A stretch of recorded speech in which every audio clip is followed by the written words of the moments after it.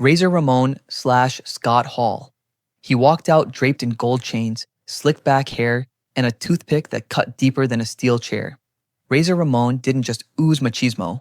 He redefined what it meant to be cool in wrestling. Inspired by Scarface, but bigger than the movies, he was the bad guy every fan secretly wanted to be. When he flicked that toothpick at the camera, you felt it hit you through the screen. Then came WrestleMania 10, the ladder match, Scott Hall versus Shawn Michaels. A showdown so good it didn't just steal the show, it built the show. Every ladder match since, it traces back to that night. But behind the shades and the swagger, Scott Hall was fighting battles far scarier than anything in the ring. Addiction, relapse, rock bottom. The kind of fight you can't win with a razor's edge. And still, he changed wrestling again. 1996, Nitro. The night he walked through the crowd and said those words, "You know who I am, but you don't know why I'm here." That moment lit the fuse for the NWO, for the Attitude Era, for everything wrestling became in the 90s. Scott Hall passed away in 2022 after surgery complications, but every time a wrestler flicks a toothpick, every time someone says, "Hey yo," you're reminded, the bad guy was always the good guy to us. Bray Wyatt. He didn't just wrestle, he haunted. Bray Wyatt turned arenas into nightmares. One week, a backwoods cult leader. The next, a monster in a mask that felt ripped out of your childhood fears. His lantern walk, the fireflies lighting up the dark, those moments weren't just entrances, they were experiences. Wyatt's promos sounded less like wrestling hype and more like sermons delivered from another world.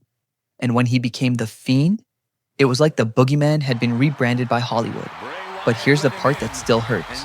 In 2023, at just 36 years old, Bray Wyatt died of a sudden heart attack linked to complications from COVID.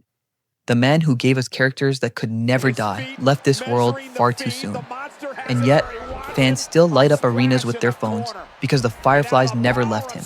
And Bray Wyatt's story still flickers in the dark. The Ultimate Warrior. The arena would explode before the bell even rang. Music blasting. Warrior charging to the ring like a human lightning bolt. Face painted in neon chaos. Tassels flying off his arms. He wasn't built for slow. Every entrance, every promo, every match. Full throttle, no breaks. And those promo them. Warrior became a megastar in the late 80s, even pinning Hulk Hogan clean at WrestleMania 6.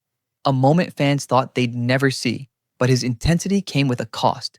Backstage feuds, walkouts, years away from WWE, his legacy debated more than almost any other star. Then came 2014. After decades in exile, the Ultimate Warrior finally returned. Hall of Fame, Monday Night Raw, a speech about heroes, about legacy, about how one day every man's heart beats its final beat. The next day, his heart gave out, just 54 years old. It was the most surreal ending wrestling had ever written, but in a way, Warrior scripted it himself, leaving with his words echoing across generations. Because the Ultimate Warrior never slowed down. Not in the ring, not in life, not even at the end. Macho Man, Randy Savage. Yay! Few wrestlers ever felt this electric. Randy Savage wasn't just a superstar, he was wrestling turned up to 11. The voice, the sunglasses, the bandanas.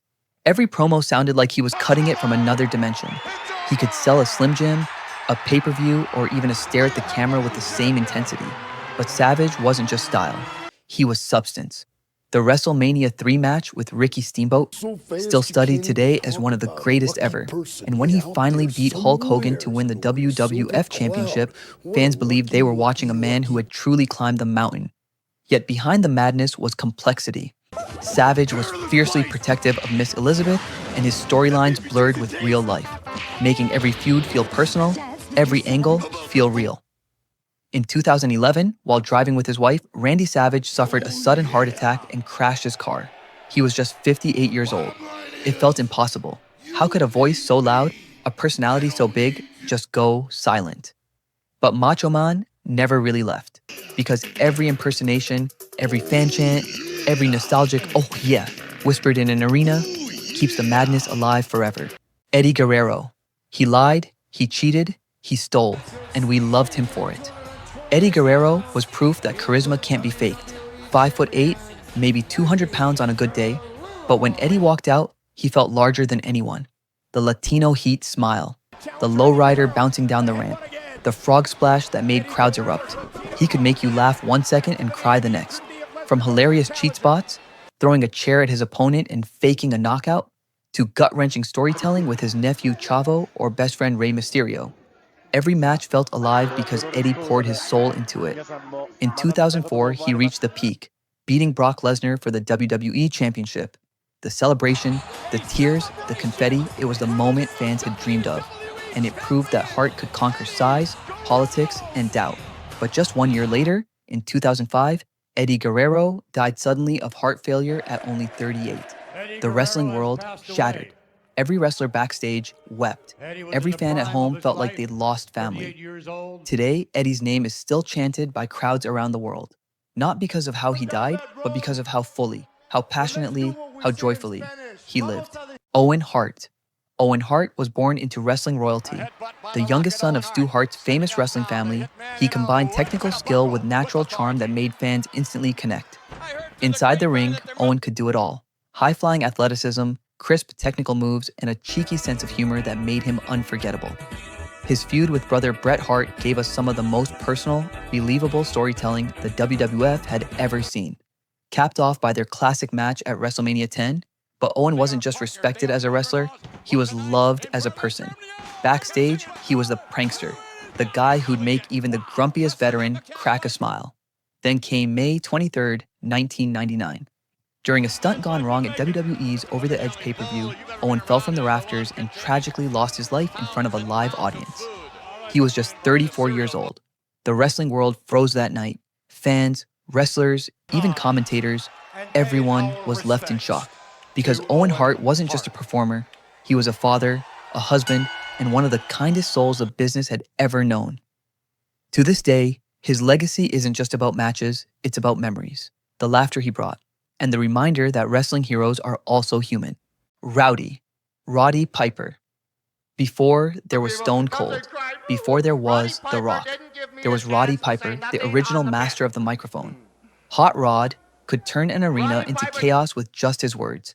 No pyro, no catchphrases, just a smirk, a bagpipe entrance, and a mouth that could slice through steel. His segment, Piper's Pit, became the template for every wrestling talk show that followed. The coconut shot heard around the world on Jimmy Snuka. The verbal wars with Hulk Hogan. Piper was the villain you loved to hate. The gasoline that set the 1980s WWF on fire. But Piper wasn't just about heat. He also helped bridge wrestling into pop culture, starring in John Carpenter's They Live. And who can forget the line, "I came here to chew bubblegum and kick ass, and I'm all out of bubblegum." That wasn't just a movie quote, it was Piper's whole vibe. In 2015, Roddy Piper passed away in his sleep from cardiac arrest at just 61 years old. The outpouring of love proved something. You didn't need to agree with him, you didn't even need to cheer him, but you couldn't ignore him. Roddy Piper made sure of that. And every time a wrestler picks up a mic to stir the pot, they're chasing the rowdy one's shadow. Dusty Rhodes. Dusty Rhodes didn't look like a wrestler out of a magazine. No sculpted body, no Hollywood shine, but the moment he picked up a microphone, you believed in him. He was the American dream, the son of a plumber who stood toe-to-toe with giants and made you think he could win because he had to win. Dusty spoke for the fans who worked paycheck to paycheck, for the people who knew what hard times really meant. His words weren't promos, they were sermons. The hard times speech is still the greatest in wrestling history, because it wasn't just about wrestling, it was about life. And inside the ring, he carried that same fire, fighting from underneath, bleeding, clawing, giving everything he had. But Dusty's legacy goes even deeper.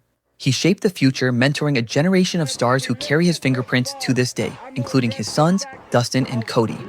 When Dusty Rhodes passed away in 2015, wrestling lost one of its voices. But the dream never died. Because every time an underdog fights back, every time a crowd believes in someone who doesn't look the part, that's Dusty. That's the American dream. Chyna She wasn't just a wrestler. She was a revolution. She wasn't eye candy. She was muscle, dominance, and presence, standing toe-to-toe with men and beating them. From ragdolling male superstars, to becoming the first woman to ever enter the Royal Rumble, to holding the Intercontinental Championship, Chyna changed what was possible. For fans who felt different, overlooked, or underestimated, she became a symbol of strength. But her life outside the ring was far from easy. After leaving WWE, she struggled with personal demons, isolation, and a public fall from grace. In 2016, Chyna passed away at just 46 years old, and yet her legacy still stands tall because every time you see women main event WrestleMania, every time a female superstar is treated like an equal, that's Chyna's shadow. That's her gift to wrestling. Andre the Giant before wrestling was global. Before everything else felt small. To fans, Andre was a superhero come to life. To wrestlers, he was both a friend and an obstacle you couldn't move unless he wanted you to. His matches weren't about flips or holds. They were about awe. The slam heard round the world at WrestleMania 3 when Hulk Hogan lifted him off the ground is still one of wrestling's most iconic moments. But Andre carried pain with him. The giant frame that made him famous was caused by acromegaly, a disease that left him in constant discomfort. And in 1993, at just 46 years old, Andre the Giant passed away in his sleep.